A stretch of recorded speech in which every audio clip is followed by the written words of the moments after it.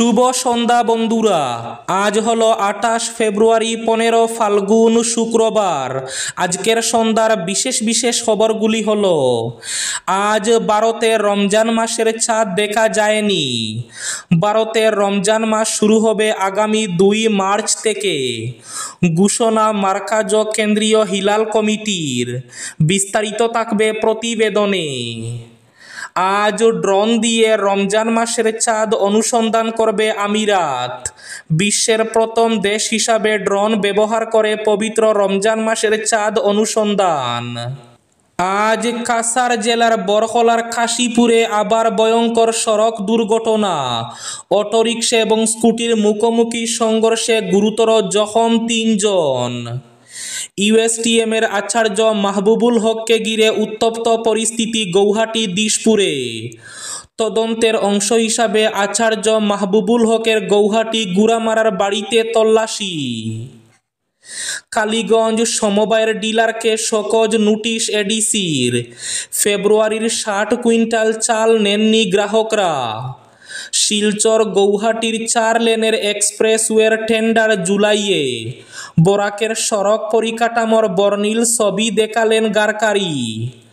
School uniform বিতরণে দুর্নীতি ধরা পড়লে কড়া শাস্তি। হুঙ্কার শ্রীভূমি অর্থাৎ করিমগঞ্জ জেলা আয়ুক্তের। বুলডোজার চালিয়ে আগরতলা শহরে দোকানপাট উচ্ছেদ, প্রতিবাদে সিপিএমের মিছিল। এপ্রিল মাসে বিহুর আগেই হবে পঞ্চায়েত ভোট। রাজ্য স্তরে একাই লড়বে বিজেপি। ঘোষণা মন্ত্রী জয়ন্ত মল্ল বড়ুয়ার। বায়োমেট্রিক মেশিনে আটা, সিম তোলা হচ্ছে জানেনই না ক্রেতা। সিম কার্ড জালিয়াতি মামলায় আরও 4 জনকে গ্রেফতার করল কলকাতা পুলিশ। এবং শেষ খবরটি, যানজট সমস্যা। শিলচর শহরে শীঘ্রই বসানো হচ্ছে স্থায়ী ডিভাইডার। নাগরিক সহযোগিতা ছাড়া উন্নয়ন অসম্ভব, বললেন বিধায়ক দীপায়ন চক্রবর্তী। তাহলে বিস্তারিত খবরে যাওয়ার আগে অবশ্যই ভিডিওটিতে একটি লাইক করে চ্যানেলটি সাবস্ক্রাইব করে পাশের বেল আইকনটি বাজিয়ে রাখবেন এবং ফেসবুক পেজটি ফলো করে ভিডিওটি অবশ্যই শেয়ার করবেন, যাতে সঠিক তথ্যগুলো সবার কাছে পৌঁছাতে পারে। এবার শুনুন আজকের খবরগুলির বিস্তারিত। প্রথম খবর, আজ ভারতে রমজান মাসের চাঁদ দেখা গেল না। লখনৌয়ে চাঁদ দেখা গেল না। লখনৌয়ের মার্কাজি চাঁদ কমিটির তরফে বিজ্ঞপ্তি জারি করে জানানো হয়েছে। মৌলানা খালিদ রাশেদ ফারাঙ্গি মাহালি জানিয়েছেন যে আজ চাঁদ দেখা যায়নি, তাই শনিবার থেকে পবিত্র রমজান মাসের সূচনা হচ্ছে না। আগামী 2 মার্চ থেকে শুরু হবে রমজান মাস। এদিকে আজ ড্রোন দিয়ে রমজানের চাঁদ অনুসন্ধান করবে আরব আমিরাত। বিশ্বের প্রথম দেশ হিসাবে ড্রোন ব্যবহার করে পবিত্র রমজান মাসের চাঁদ অনুসন্ধান করবে সংযুক্ত আরব আমিরাত। দেশটির ফতোয়া কাউন্সিল শুক্রবার এ ঘোষণা দিয়েছে। আজই দেশটিতে রমজানের চাঁদ দেখার প্রস্তুতি নেওয়া হয়েছে। এর মধ্যে যুক্ত করা হয়েছে ড্রোনও। এসব ড্রোনে কৃত্রিম বুদ্ধিমত্তা প্রযুক্তি সংযুক্ত থাকবে। আজ কাছাড় জেলার বরকলার কাশীপুরে আবার এক সড়ক দুর্ঘটনায় 3 জন মারাত্মক জখম হয়েছেন। আজ শুক্রবার দুপুরে এই দুর্ঘটনার খবর পাওয়া গেছে। একটি অটোরিকশা এবং স্কুটির মধ্যে সংঘর্ষে এই দুর্ঘটনাটি ঘটেছে। দুর্ঘটনায় স্কুটির চালক শেবুল আহমেদ বরবুইয়া এবং অটোরিকশায় থাকা যাত্রী টিঙ্কু কর্মকার ও রিঙ্কু মুন্ডা জখম হয়েছেন বলে জানা গেছে। এদিকে দুর্ঘটনার খবর পেয়ে তড়িঘড়ি ঘটনাস্থলে ছুটে যায় বরকলা পুলিশ। আহতদের উদ্ধার করে বরকলা প্রাথমিক চিকিৎসা কেন্দ্রে পাঠায়। তবে তাদের শারীরিক অবস্থা ভালো না থাকায় শিলচর মেডিকেল কলেজ হাসপাতালে পাঠিয়ে দেওয়া হয়েছে। ইউএসটিএমের আচার্য মাহবুবুল হককে ঘিরে উত্তপ্ত পরিস্থিতি গৌহাটি দিশপুরে। করিমগঞ্জ থেকে বৃহস্পতিবার রাতে কঠোর পুলিশি নিরাপত্তায় মেঘালয় হয়ে নয় হাফলং হয়ে দিশপুরে পৌঁছালো হয় রিমান্ডে থাকা আচার্য মাহবুবুল হক ও এক শিক্ষককে। এদিকে মাহবুবুল হককে ঘিরে উত্তপ্ত পরিস্থিতি দিশপুরে। সাক্ষাৎকারে পুলিশের বাধা ঘিরে ঘটনার সূত্রপাত। জানা গেছে, রাজ্য পুলিশের শীর্ষস্থানীয় আধিকারিকরা যখন জিজ্ঞাসাবাদ চালাচ্ছেন আচার্য মাহবুবুল হককে, ঠিক সেই সময়ে বিপত্তি ঘটে দিশপুর থানায়।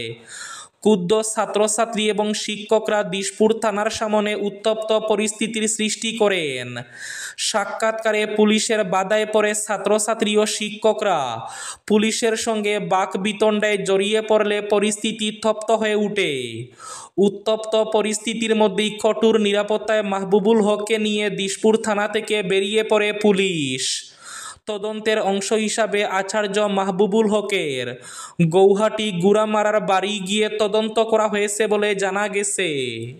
বিহুর আগে হবে পঞ্চায়েত ভোট।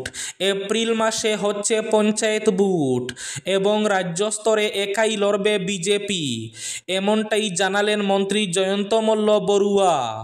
মন্ত্রী জানান, নলবাড়িতে বিজেপির সঙ্গে জুটে পঞ্চায়েত নির্বাচন লড়তে চাইছে অসম গণ পরিষদ এবং তারা বিজেপির জেলা সভাপতির কাছে এ নিয়ে চিঠি লিখেছে। তিনি বলেন, জেলা বা সমষ্টি স্তরে অসম গণ পরিষদের মতো দলের সঙ্গে আমরা জুটে যেতে রাজি আছি। আলোচনার মাধ্যমে আসন ভাগাভাগি হতেই পারে, তবে রাজ্য স্তরে আমাদের সিদ্ধান্ত পরিষ্কার, আমরা পঞ্চায়েত নির্বাচনে একাই লড়ব। নির্বাচনের ফলাফল ঘোষণার পর জনগণের স্বার্থে একসঙ্গে কাজ করা হবে, তবে নির্বাচনে আমরা নিজেদের ক্ষমতায় প্রতিদ্বন্দ্বিতা করব। স্কুল ইউনিফর্ম বিতরণে দুর্নীতি ধরা পড়লে কড়া শাস্তি, হুঙ্কার শ্রীভূমি অর্থাৎ করিমগঞ্জ জেলা আয়ুক্তের। স্কুল ইউনিফর্ম বিতরণে কোনো অনিয়ম ধরা পড়লে বরাতপ্রাপ্ত সাপ্লায়ারকে ব্ল্যাকলিস্ট করা হবে, এমনকি নির্দিষ্ট অভিযোগ প্রমাণিত হলে সংশ্লিষ্ট স্কুলের প্রধান শিক্ষকের বিরুদ্ধে শাস্তিমূলক ব্যবস্থা নেওয়া হবে। এই হুঙ্কার দিলেন জেলা আয়ুক্ত প্রদীপ কুমার দ্বিবেদী। তিনি জানান যে স্কুল ইউনিফর্ম বিতরণের নামে অনিয়মের বেশ কিছু অভিযোগ এসেছে। এসব অভিযোগ তদন্ত করে দেখতে 5 সার্কুল অফিসারকে নির্দেশ দেওয়া হয়েছে। তদন্ত যথারীতি চলছে বলেও জানান তিনি। স্কুল ইউনিফর্মগুলোর গুণগত মান পরীক্ষার জন্য ল্যাব টেস্ট করাও হচ্ছে বলে জানান তিনি।